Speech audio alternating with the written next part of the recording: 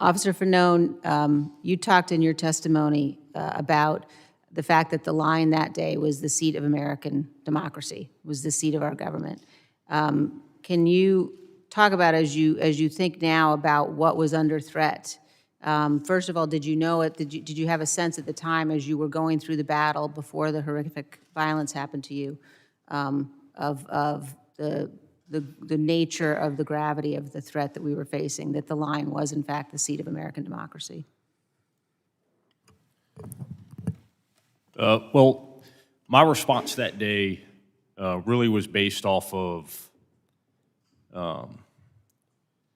my obligation as a police officer to not only protect the lives of the members of Congress and their staff, but also to my fellow officers.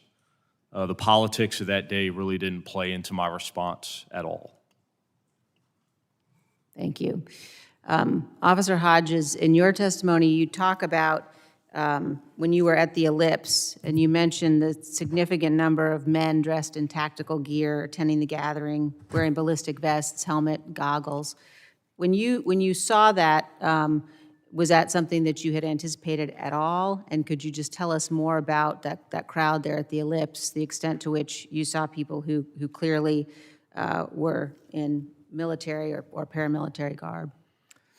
It was absolutely a source of concern. Like I said, they had outer carrier vests designed to carry ballistic shielding, helmets, goggles, face masks, backpacks filled with unknown objects. And I couldn't get a count, and we couldn't stop and search everyone. But so I don't know how many there were, but I know that it was obviously a concern of mine. Thank you very much. And then finally, Officer Dunn, you mentioned the text message that you received, and you expressed some surprise. You mentioned that you had not seen any intelligence that would have led you to believe that we should expect that kind of violence. Could you elaborate on that a little bit? Yes, ma'am. So we were expecting civil disobedience as we do at the Capitol. At least that was what was relayed to us. A couple of arrests, name calling, unfriendly people, but nowhere near the level of violence or even close to it like that we experienced. When I received the text message, it made the hairs on my neck rise.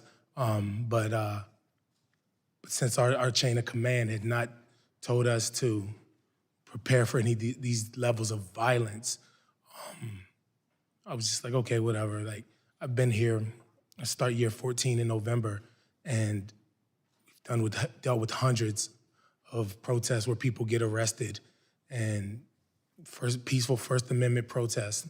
Everybody has the right to protest. That's okay, do what you do, and we'll arrest you if you break the law, and we'll go home later that night.